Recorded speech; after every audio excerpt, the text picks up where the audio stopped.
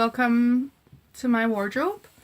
Today I'm going to be discussing booklet 1 of the self-esteem course that I did, and booklet 1 is about understanding self-esteem. So let's get into it. I'm just going to read this out because it's actually really informative and really good, like well worded and better than I'm ever going to be able to say it. So the first page is what is self-esteem. Self-esteem is a person's overall appraisal and self-worth. This is reflected in how we feel, think and act in life. Self-esteem is based on the beliefs and views we hold about ourselves, including our self-image, like our appearance, our view of ourselves, our role, like our job, our social role, mother, husband, son, daughter, whatever, and qualities like our personal qualities and things we feel confident doing. Positive self-esteem is when we feel confident enough to deal with things in life, including difficult events. We can assert ourselves, ask for what we want, and feel worthy of happiness as well as the respect of others. Low self-esteem is when we have low opinions of ourselves in relation to our self-image, role in life, and our qualities. We view ourselves in a very negative way and tend to be very self-critical. We can also have difficulty in standing up for ourselves and often will feel we don't deserve anything better in life. Healthy self-esteem and low self-esteem can be seen as being on two ends of the spectrum, and most of us move up and down this spectrum depending on what is going on in our lives. Self-doubt is normal in certain situations, like going for a job interview. However, it is problematic when we feel this way all the time in lots of situations. If you constantly feel at the low end of the spectrum, then you can suffer from chronic low self-esteem. Low self-esteem often leads to low mood and can be a cause of depression and anxiety. Who would have thought? We then went through like a checklist of how low self-confidence, low self-esteem affects us, and we had to like tick everything that applied. So low self-esteem can show through feelings like sadness, irritability or anger, anxiousness, panic, guilt or shame, insecurity and lack of motivation, and I ticked most of those. The only one that didn't tick was panic, because I feel like I'm quite level-headed in times of stress, but that's because I work in retail, so I have to be quick on my feet. But a lot of the time I feel I'm calm, but it's because I look calm, but I am freaking out inside, but I get over it quick enough because it's retail. Anyway, thoughts that show low self-confidence are self-criticism, thinking that you're useless, self-doubt, ignoring or discounting praise, successes and strengths, self-blame, and focusing on weaknesses and mistakes. And again, I ticked most of those. The only one I didn't tick was discounting and ignoring praise, because that's something I've been working on for a while, like longer than this course. Like accepting compliments is not an issue for me, and I rejoice in compliments, in fact. But yeah, it can, like, if you're constantly saying like they're just saying that, they're lying, you're just saying that to be nice, like that's low self-esteem. Behaviour of low self-esteem are not looking after yourself in terms of diet or appearance, or like hygiene, feeding yourself properly, not exercising. Like, I don't mean like going to the gym, I just mean like not doing anything. Drinking and smoking, either starting to or more frequently. Difficulty being assertive and speaking out. Avoiding challenges and opportunities. Hesitant and difficulty making decisions. Doing too much for others. Perfectionism and working too hard. Stopping socialising and meeting up with friends, and giving up hobbies. Again, I take most of those. I didn't take perfectionism and working too hard because I'm lazy by nature, so I don't work hard. And I didn't take drinking and smoking more because, I don't know, I just don't have that personality, but I know a lot of people have an addictive personality and they use that to cope. and that's just like a part of it basically. It's not, anything bad, it's just a part of shit self-esteem. Body signs of low self-esteem are tension and sleep problems, tiredness, heart racing and palpitations, and poor concentration. I had most of these except for palpitations because, well, yeah. Yeah, I often feel tension in my body, like without even noticing. I'm like tense right now. I have shit sleep, and my concentration is dire. Like I often flip between things, or like I forget things, and I have quite bad memory, and like I'm working on that. And then relationship signs of low self-esteem are trying too hard to please others, worrying too much about what others think of you, withdrawing from others, and self-consciousness, which all seem really obvious, but then when you see them written down, you're like, oh, yeah. All of these things can cause or contribute to low self-esteem. And at the end of this page, I wrote, yikes, because I ticked most of them. I only had like 6 boxes unticked, and there's like 30. So yeah, it was like a really like a reality check to see like how many things actually I exhibited or like I showed or like experienced. Like when I was starting the class, I was like, I'm literally just here because I just broke up with someone and I feel a bit sad. It's like I feel like a fake, like I'm okay, I shouldn't be here. And then I read that and I was like, I need help. Like I need help. So yeah, like you might think like, oh well, this is normal, but it's not normal. Like these are signs that you don't like yourself. Hold on. The next part is how low self-esteem and low confidence develops. Our sense of self develops partly from the messages we take from others around us and our experiences in life. As children, our self-image is largely formed by what other people tell us and how we are treated. Children can learn in many ways from direct experience, from their own observations, from the media, and from watching and listening to others around them. What you see, hear, and experience in childhood with your family, at school, and amongst friends will influence your thinking and how you see yourself at the present day. The beliefs that are developed about you from an early age continue to be shaped by experiences as we grow up. If your experiences have been generally positive, if good things have happened to you, if you've been surrounded by loving family and friends, if you've done well at school and at work, been praised for your successes and your talents, then your beliefs about yourself are likely to be positive too. If your experiences have been mixed, if for example you weren't the most popular person at school, but then blossomed in your first job, if your first real love let you down, but then you met a supportive and loving partner, then you may have good opinions of yourself in some circumstances, but feel bad about yourself in others. However, if your experiences have generally been negative at home as you were growing up, at school, at work, in relationships, then you may have negative beliefs about yourselves, leading to low self-esteem. Low self-esteem can also develop later on in life. It's not just restricted to, it has to develop when you're wee.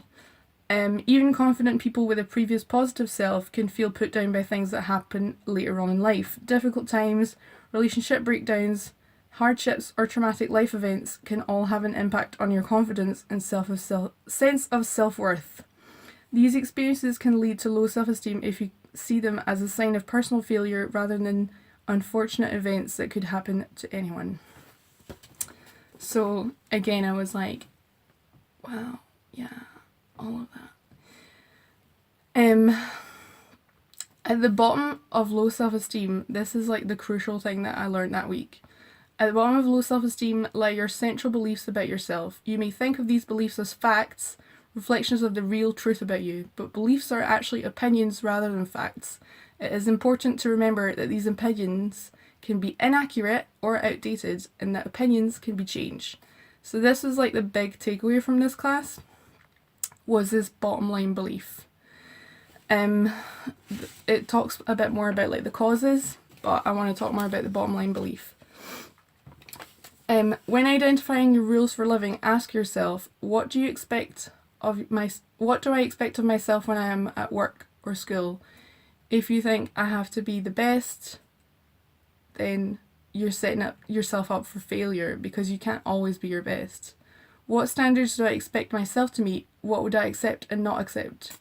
I wrote that failure is unacceptable when actually failure is human and an everyday occurrence, and it's not realistic for me to think that failure is unacceptable. What do I expect of myself when I'm socialising? I said I expect myself to be funny and pretty, and sometimes I'm not going to always be funny because sometimes I'm too tired, and I'm not always going to be the prettiest because, you know, there's other pretty people out there, and that's fine. Yeah. Sorry, I had to get rid of some files to free up more storage. What do I expect of myself in various roles as a child, as a friend, a parent, partner, staff member, supervisor, whichever? At the time, I wrote that I had to be caring, always there for people, and really thoughtful. I expect myself to be super patient, even when I'm not mentally prepared to deal with other people's stuff. And I feel like I have to be a really good friend, otherwise people won't want to hang out with me. I have to be always on top form, otherwise people will just be like, well, just a bit of shit, isn't she? When you're allowed to not be on top form all the time, and you wouldn't expect that of your friends, so why expect that of yourself? What do I expect of myself regarding leisure or fun activities and self-care? I said I expect to feel fulfilled and not like I wasted time and feel productive. Again, this is just pushing myself beyond my capabilities and exhausting myself, essentially. Just making sure that all days are full of activity is going to mean that I'm exhausted and just tired all the time.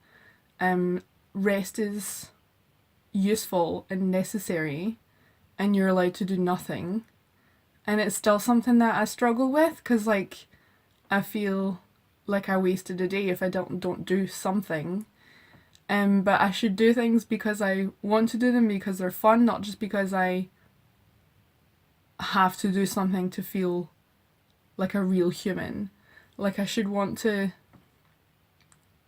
go to a museum because it's going to be fun and new and exciting, and I'm going to learn something from it, not just because I feel like, oh well, I'm a bad budding artist if I don't go to a museum every 2 weeks. Rules for living can be in the form of statements such as I must, should, have to, always, da da da, or else. So I must never admit defeat, or else I won't get praise, was my example. And this is if people, to use an example, my first boyfriend, we were in a long distance relationship at one point, and my mum's cousin said, oh well, you'll never make it, long distance relationships are really hard. So I was like, well, I'm going to try extra hard to make it work, and I'm not going to admit that it's really hard because I want to prove you wrong. And if I don't do this, people will see me as a failure. Another statement example can be I must, should, never. So I must never show any sign of weaknesses or back away from a challenge. So again, that ties into what the example I just said. As I thought I should never show that this is really hard because otherwise people will think I'm weak. I should never ask for something I need. That was another one that I said yikes to, because this is something that I do all the time. I never just say hey, I actually find this really hard and I need a hand. Statements like if da da da, then da da da. If I let people know the real me, they will think I'm a total loser. If I ask someone out, I will look like I'm desperate for a partner. So if I do this action, then this will this bad outcome will happen. And this is like a really bad mindset because you're predicting what's going to happen, but you can't know what's going to happen all the time.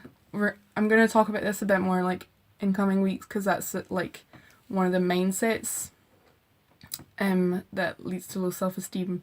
But that's like a big thing. If you're expecting bad things to happen, then you're preventing yourself from seeing if good things will happen.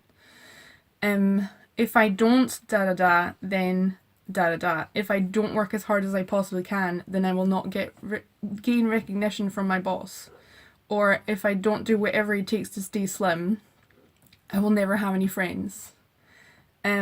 So I wrote some of mine down. If I don't focus on others, then I will be alone. If I show weakness, I will be rejected. If I demand more, I will be thought of as unloved. I should put others first so they will love me. If I act truthfully to how I feel, e.g. angry, petty, selfish, others will dislike me. And then we had to write what our bottom line belief is. So this is what the rules for living feed into. Like, the rule reinforces the bottom line belief. This is like the true, like, core belief that you have, that you think every time that you feel shit about yourself. So every time you fail, you will think, it's because I am this. So it's because I am not interesting. It's because I'm boring. It's because I'm stupid. It's because I'm selfish.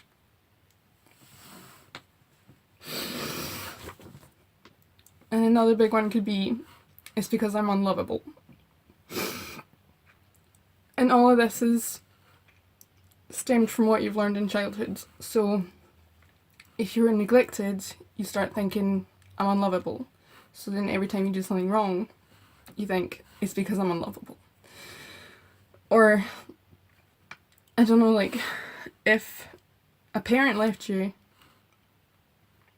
then you'll think, like, it's because of me, it's my fault because I'm not a good enough child or person. And then every time you do something wrong, you'll think, it's because I'm not a good person. And it reinforces itself over and over again. So then I wrote down, my rules for living are,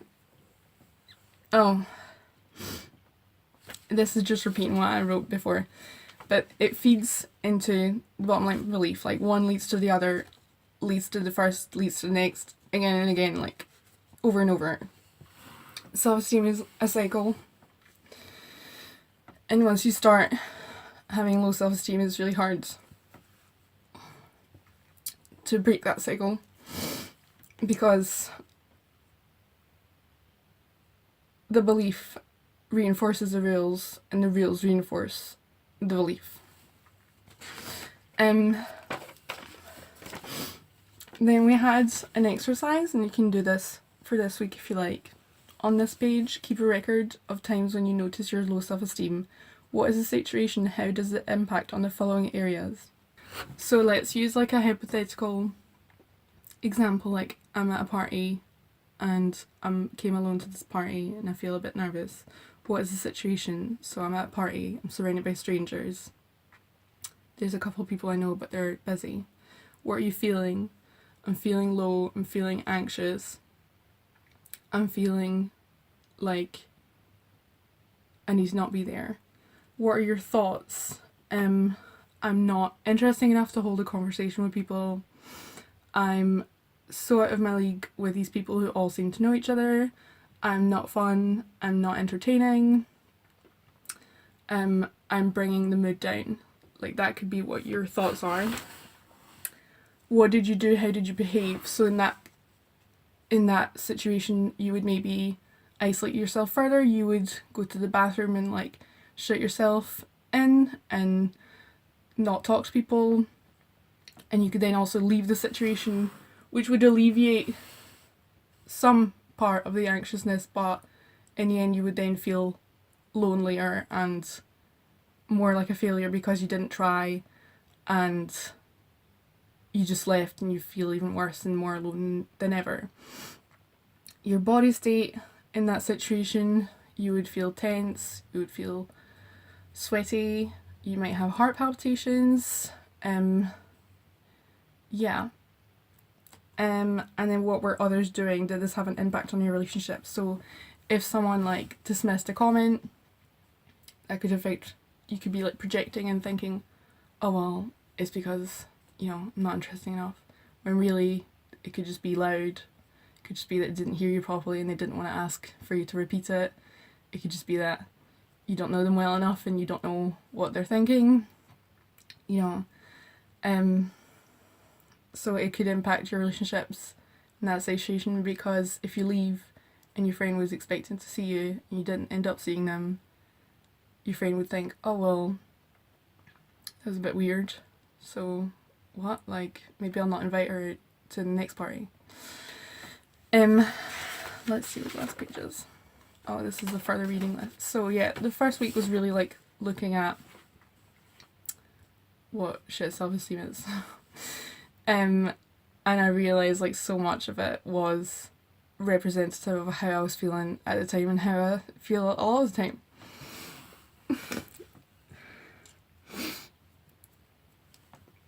Love crying. Anyway, so these are like some examples of like what could have led to it, and how it could manifest. And the big thing is like the bottom line belief, like what you'll think every single time. And in the next coming weeks, we'll be looking at how you can change that belief and how you can make it more positive and how it can then alter your actions, your behaviour, your body state, your mind state, everything, like how it will change everything. Anyway, I hope I didn't, you know, ramble too much. I hope I made some coherent sense at some points or others. I hope you enjoyed this video. I hope you'll join me for the next booklet next week. I'll try to just post these on a weekly basis just to keep it going, because I think a weekly like check-in is good. What you can do for until then, if you like, is do this little exercise that we did every start of the class, which was to do the scale of what your life is like at the moment. So you can start from 0 to 10. 0 is very poor and 10 is fantastic. And on the scale below, where would you rate your current quality of life? What is happening in your life that might be contributing to you feeling this way? So if you place it low, why is it low? If you place it high, why is it high? Like, recognize the good things that are happening in your life as well. For the first week, I wrote a few things that were bad, but then I said, but I'm taking care of myself, I cycled more, and I'm coping at work.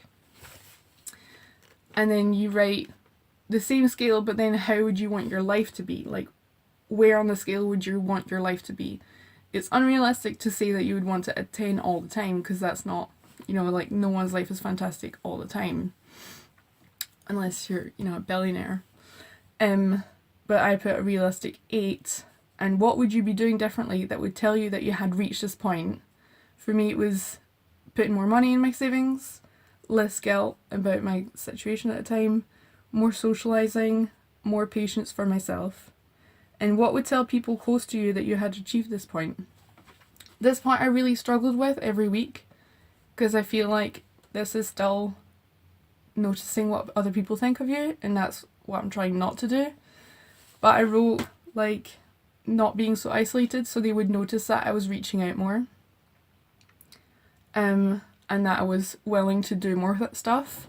Like, at the time before this, I was doing a lot of isolating, and doing a Melissa meant saying, oh yeah, I'll come to the party, and then not showing up on the day. So for this year, I'm hoping that doing a Melissa will be showing up to the party and actually having a good time. So that's what it would look like if my life was at an 8. And I also wrote doing more in general, like going out more, which again can tie into expecting yourself to go out more, but like just feeling motivated enough to go out more, I guess. At the time I wasn't doing a lot, I was working a lot, so I was too tired to do anything else, which is acceptable. But I did want to do more. I wanted to cycle more, I wanted to swim more.